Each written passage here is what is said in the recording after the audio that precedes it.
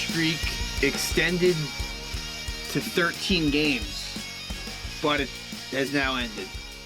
So going into this Oakland series, the Yankees had an 11-game winning streak, and they actually won the first two.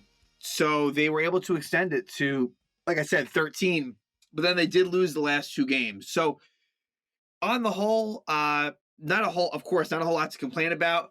And I had said going in that I would have definitely taken the split, and that's exactly what happened. So it could be way worse. But obviously, once you win those first two, it would have been certainly maybe nice to at least split those next two, win 3 out of 4. But again, it's really hard to complain.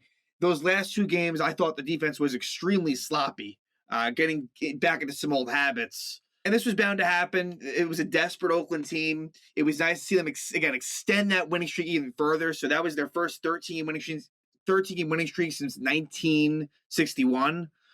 So really, kudos to the Yankees, and they should be applauded for really with that streak. And even, again, they are now continuing an undefeated series streak. So the winning streak of the series comes to an end, but in terms of undefeated, not having lost the series, that continues on. And now, heading for this Angels series, you just want to win this Angels series. You want to finish off this road trip in a good way. And, look, I'm not looking for a sweep. The Angels are not a horrible team by any means, but certainly beatable. They are a little below 500. And so the hope there is to just take 2 out of 3 and then head back home. And the schedule gets a little bit easier for the Yankees. They've had a really tough stretch here, but it'll get a little bit easier. So, but the problem is Tampa keeps on winning. Tampa Bay finishes the season 18-1 against Baltimore, which is just totally ridiculous. But so now the Yankees are 6 games back at Tampa in the division, but they are in first place in the wild card. They are 2 games ahead of Boston, 3 on the loss side. They are 4.5 games ahead of Oakland, 5 on the loss side. So the other thing was they could have put Oakland in the complete rearview mirror. They didn't exactly do that. But again, with the winning streak notwithstanding, and the order of games in which they happened, can't be terribly upset with splitting this series. So, in reviewing said series, Game 1 was definitely the craziest. Game 1 was a roller coaster ride, and very similar to some of the games that they've won recently, where they take a big lead, blow it, but then are able to win. And this series saw the return of Gio Urshela, who Gio has been one of my favorite players on this team the last few years, and he definitely I'll give him a free pass just because this was his first series back in a while, but it was a rough series for Gio. He made some really good defensive plays early in the series. We'll talk about it. It got a little bit worse, definitely, and the hitting wasn't great.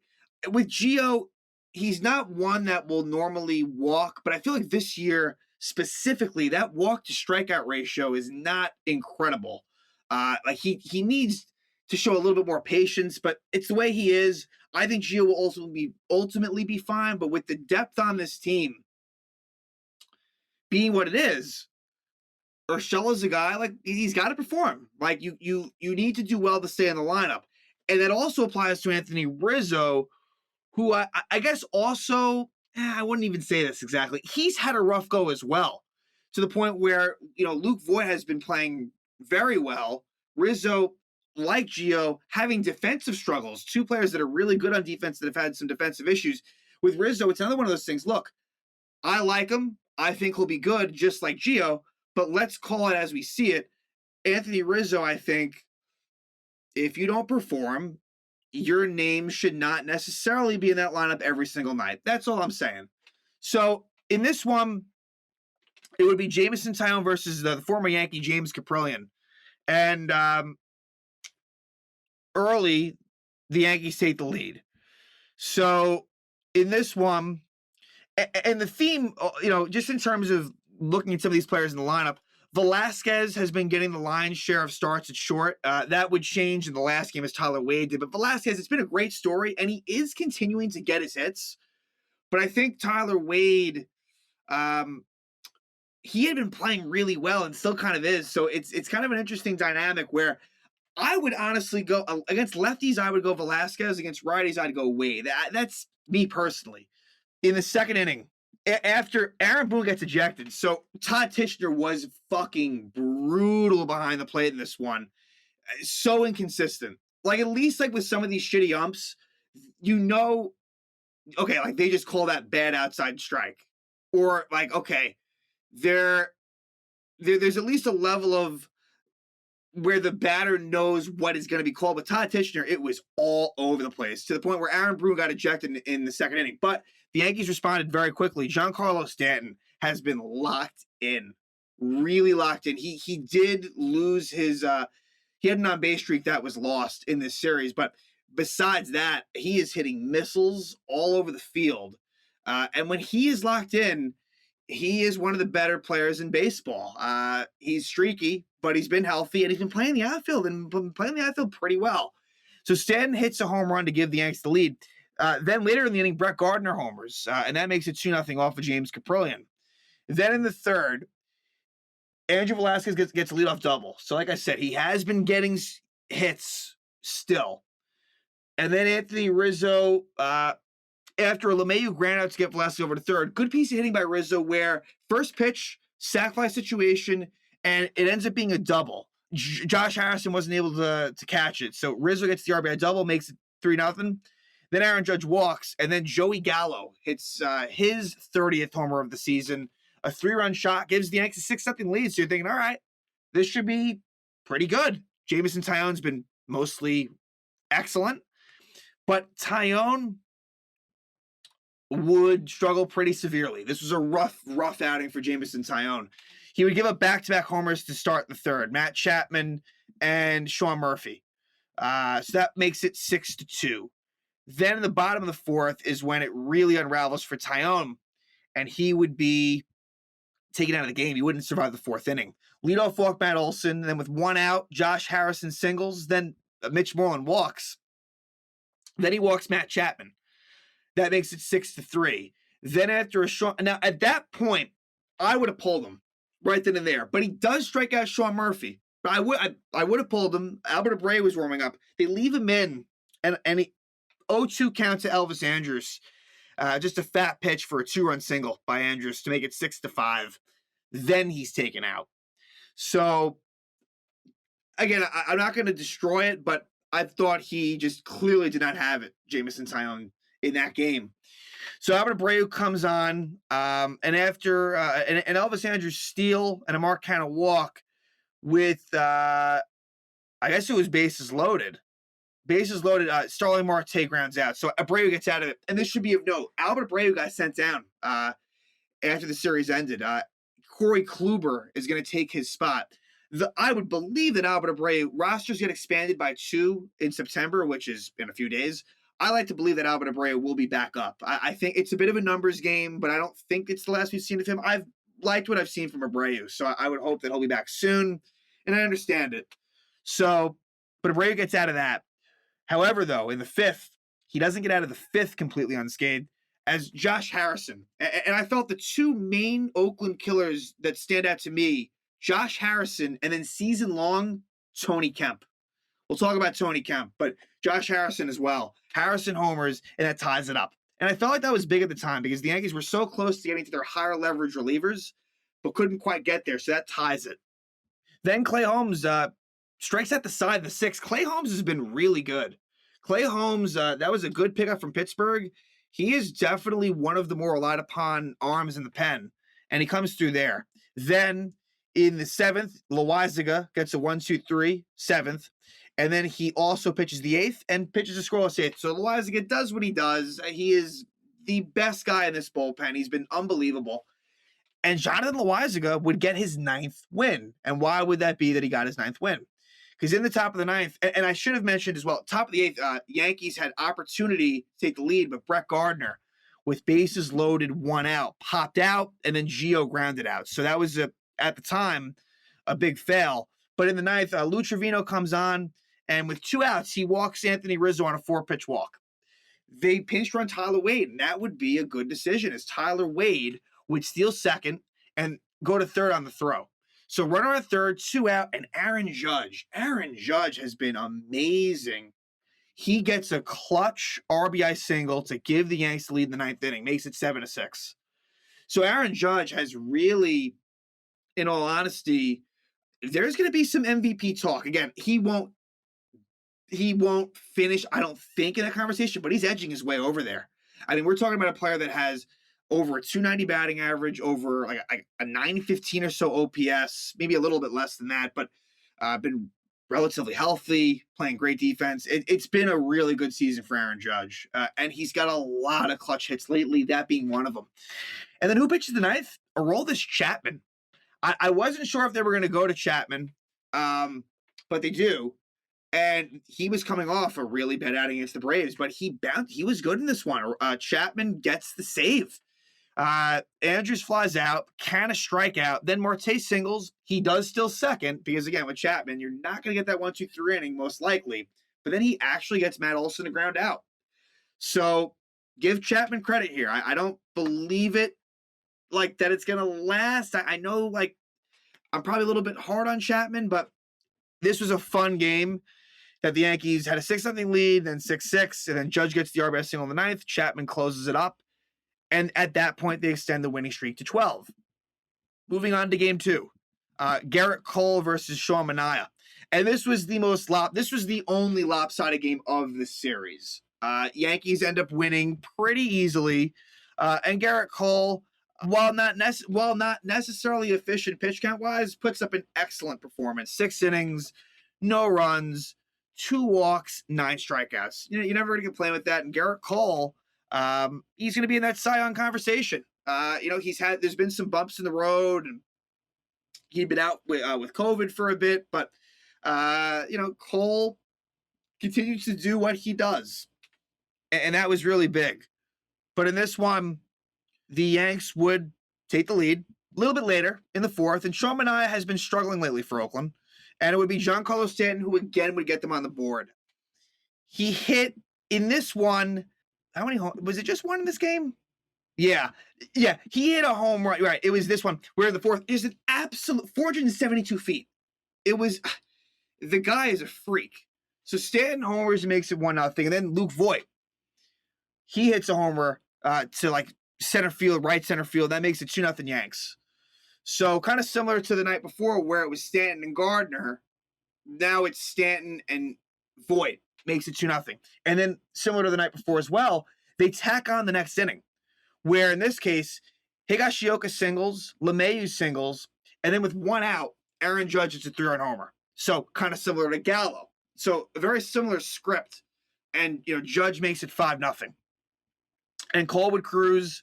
Joely Rodriguez would come on in the 7th. This is the only area where they struggled a bit. Rodriguez with 1 out would walk Chad Pinder, which you don't want to do that. Then Starling Marte singles. And with 1st and 2nd, Matt Olson singles to left. It was a play that Gio maybe could have made, but that was the least of it. I'm not going to be hard on him for that. Gallo tries to be a hero and throw out Pinder at the plate, and he was safe by a mile. In doing so, the throw gets away from or by Higashioka, and so Marte scores and Olson moves to 2nd. So not a smart move there by Gallo at all. That was this very stupid, unadvised throw. And I've seen that with him. He tries to do a little bit too much sometimes. So that makes it 5-2. And then Chad Green would come on to replace Joely Rodriguez. And it wasn't, look, for Rodriguez, not a great outing. And then after Green walks Lowry, he gets a really big double play of Josh Harrison. So at that point, it was 1st and 2nd, 1 out, 5-2, and he gets a really big double play of Harrison. And I guess I should also mention that earlier Harrison had been robbed in the 5th, where it was 5-0, and Urshela made a really nice play. It was bases loaded, 2 out. Cole was still in the game, and Harrison lined out. But anyway, in the 8th, it would be Green as well. Green would strike out the side in the 8th. Then in the 9th, the Yankees would tack on. That was big because at the time it had been, it had been 5-2 in the 8th when Green struck out the side. And then in the top of the 9th, Velasquez double. So again, Velasquez chipping in, Higashioka 2-run homer. So Higashioka, he's been doing better lately at the plate. It's been noticeable. And then LeMahieu single, Rizzo single, and an RBI single for Aaron Judge, who continues his hot play. That makes it 8-2. And then Lucas Licky comes on in the bottom of the ninth, pitches a 1-2-3 inning, and the Yankees extend their winning streak to 13. But now we head to the back end of the series. The last two games, it would be Nestor Cortez versus Frankie Montas. And Frankie Montas has been the best Oakland pitcher lately, no question. And the Yankees had a tough time against him. And Cortez, he kept it wasn't one of his better outings, but he kept them in it, kind of grinded it through. And but the Yankees were sloppy in this one. There was some, and let's just go to the second inning. 2 outs, no one on, and Chad Pinder doubles. And this was a very close play at second that they ruled him safe. And the Yankees challenged it. And I didn't really have much of a problem with the challenge. It didn't go their way, but I thought it was close enough where it was worth it. Then Sean Murphy walks. So it's first and second, 2 out. And again, it was a bang-bang play on that Pinder double. If they had ruled him out on the field, they were not going to overturn that. But then Tony Kemp singles. Tony Kemp, again, a bit of a Yankee killer, definitely. Makes it 1-0 Oakland. Then Nestor Cortez balks. And it was probably the right call, but it was frustrating to Cortez and the Yankees that the third base ump was the one that made that call. You know, with Cortez being the lefty, normally you'd see the first base ump make that decision, not the third base ump. So I think that was frustrating. I don't think he was wrong. It might have been a balk, but that was big because that made it 2-0. That felt big that they were able to get that extra run. In the third, there was also a bit of controversy where Starling Marte, first off, reaches on a throwing error by Odor. It was a rough defensive game for Rizzo where he wasn't, he was making errors on his own. The scoops weren't quite there. I just feel like with Rizzo, there's been a bit of a free pass, although there were some good moments in this series for sure. But yeah, Odor with the error. Odor, look, he's never played third base before. It's rough over there for him, in my opinion. But Marte still's third, but he really shouldn't have. He should have been ruled out, but the Yankees didn't have any challenges at that time. It's the first time I can honestly ever remember seeing a team run out of challenges. And I think it's second guessing to say, oh, well, the Yanks shouldn't have challenged the Pinder double the inning before. Look, it was a close play. You could have anticipated that the next inning that this would happen, but Marte would be ruled safe. Then Cortez would strike out Olsen. And then another crazy play happens that works in the Yankees' favor where Gomes lines out to LeMahieu and he gets Marte out at third for the double play. But replay, and the Oakland challenges it, and the call stands. Odor's foot might have been off the bag. It probably was, but again, whatever the call in the field was going to stick, and Bob Melvin ends up getting ejected. So, bit of a mess as far as the umps and just the whole Cortez. It was a weird game with the whole Cortez balk. But anyway, bottom of the fourth, Matt Chapman, it's a solo shot. Chapman's been pretty hot lately, had a couple homers in the series, and that makes it 3-0 Oakland. And the Yankees just had their struggles. Cortez would come out he would be replaced in the sixth. Albert Abreu would come on and get a couple of outs in that inning, and he would also pitch a scoreless seventh. So Abreu getting his work in, and then he would be sent down after the last game of the series. So we move to, Licky pitches a scoreless bottom of the eighth. There's not a whole lot to say. At the top of the ninth, Sergio Romo comes on. LeMahieu lines out. Rizzo dunks a single in, and then Aaron Judge just continues to do what he does. And so he hits a 2-run homer, makes it 3-2. And at this point, the Yankees were still trying to hang on to this winning streak. And so they fought back here, but unfortunately, Stanton would pop out and Gallo would ground out to end the game. So in this one, I felt like the offense was certainly cold. They only had 5 hits, and the defense was not up to snuff. And that hurt them a little bit, although really it was that balk was definitely a killer, as it turns out. But anyway, we moved to the last game of the series, Sunday Night Baseball, and this one hurt a little bit more, right? Like I don't know, the Cortez game was fine. This one, with it being Montgomery versus Blackburn, I was hoping for the win, and Montgomery pitched well. It certainly wasn't on him, but yeah, the defense was not great in this one either, and there were some double plays and stuff. First inning, Gallo hits a double play when it seemed like the Yankees were maybe going to get something going. Then In the third, Tyler Wade gets hit by a pitch, but then he gets caught stealing, and eventually Stanton steals. So that felt like that could have been an inning that ended up being nothing. In the fourth, Gallo gets a leadoff single, but then Voit hits a double play, and A-Rod, who was on the call, was saying that maybe Gallo should have been running on the full count because Blackburn's a guy that pitches to contact. He was probably right, as it turns out, because where Voit hit it, that would have been first and third, no out if they tried for the steal. Then in the bottom of the fourth, it is a one-out single by Yan Gomes, then a single for Jed Lowry. With first and second one out, Chapman hits a ground ball to Gio Urshela. This should have been a double play. At the very least, he should have gotten one out. Urshela grounds it, and as he's trying to step on third, he loses the ball, and everyone's safe. Un-Gio-like, for sure, and no guarantees that he gets Chapman at first, but I think he does. Knowing Gio's arm, the strength, the accuracy, that's probably inning ending. So what ends up happening is Marcana hits what should have been a double play. Tyler Wade, playing short, is unable to get the ball out of his glove quickly, and the throw was a little bit soft. That enabled, and the ruling on the field was that Canna was out at first, but Oakland would challenge it and it would be overturned. So Oakland takes a 1-0 lead. Again, Gio with a major blunder, and then Wade to a lesser degree as well. So Oakland gets that run. In a low-scoring game, of course, that's going to be big. So Montgomery ends up going 6 innings, a no earned run. So Jordan Montgomery, a really good job in this one for sure.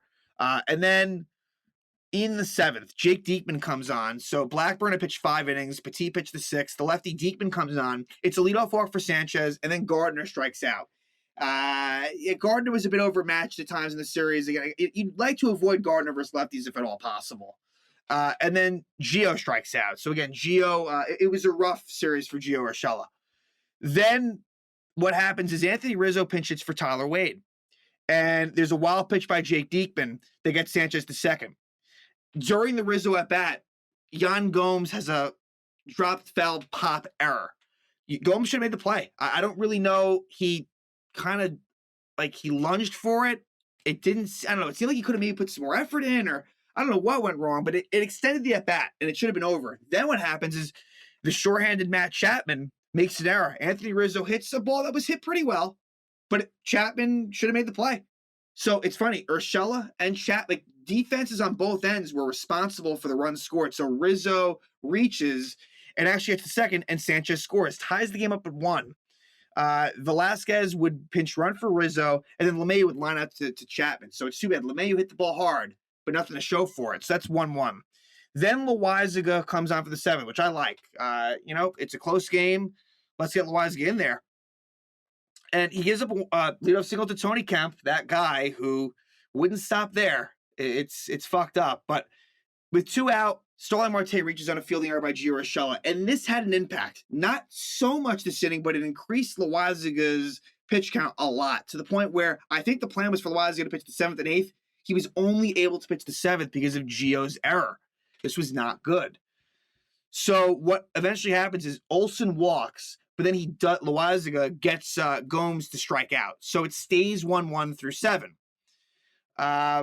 Yankees don't score on the 8th. And then bottom of the 8th, Chad Green comes on. And the thing about Chad Green, he's a good pitcher. He is. And he just gives up a lot of home runs. And a lot of home runs in crucial spots. And the rebuttal to that will be, well, look, he pitches in high leverage situations. So, of course, when he gives up homers, they're going to be big. But it just feels like, in a lot of the big moments, he gives up the long ball. And it was a rough inning for Chad Green. And it was also a rough inning a bit for the defense. So, with 2 outs, Mark kind of doubles. But Joey Gallo, who's been good in the field, he misjudged it. He kind of came in and it went over his head. So was it an easy play? No, but it's probably a play that Gallo would have liked to have made. And then Tony Kemp does it again. He hits the big blow. A 2-run homer for Tony Kemp gives Oakland the 3-1 lead that they would not relinquish. And Chad Green gives him a big homer. And again, I go back to the Gio error in the 7th that led Loizaga to be out of the game. And, Gallo making this mistake by Canna, just really sloppy in the last 2 games. And then the Yankees go down 1-2-3 in the 9th. So it's a split. And not the end of the world. Again, the division's going to be tough with Tampa. Tampa is done with Baltimore for what it's worth, so it's not impossible. But they're going to need to, with 3 games at the end of the year against Tampa, they're going to need to cut that. I mean, they're going to need to be down by a game or 2, of course, heading into that series. And that won't be easy. So, as we move to the Angels series, Corey Kluber is back. Corey Kluber making his first start in a while. It must have been, it was either May or June, somewhere in that area with Corey Kluber. And I want to say maybe June, but it's been a few months. And Kluber now is back, and I don't think he'll have a full workload. It sounds like the plan is for Andrew Heaney to pitch after Kluber. So Heaney, if that does happen, will be pitching against his former team in the Angels. We'll see what that brings. I guess I'm glad that Heaney may be out of the rotation. We'll see what happens, but Kluber will be back, and all eyes will be on him. And it's a bit of a questionable game, right? I mean, Kluber might not be great. So this will be an interesting game to watch. And then it's going to be Tyone versus Ohtani, which, of course, the Yankees did very well against Ohtani at Yankee Stadium, but you just never know. Of course, Ohtani's been really good, so that won't be easy. And then the last one is Garrett Cole versus Berea. So that's the game that you really think that you should win. So here's how I look at it. I mean, and nothing's a guarantee, but you hope to win that Cole game, of course, and then you just want to split the Kluber and Tyone games. That's the key for me, is take 2 out of 3, end this road trip in a good way, and then head back home to face Baltimore. So, again, Yankees extend that winning streak to 13, although they are not able to win the series. They tie with Oakland. And so, yeah, we are headed into the final stretch here as we're very close to September. And, yeah, it's going to be a fun ride as the Yankees are on their way to hopefully making the playoffs.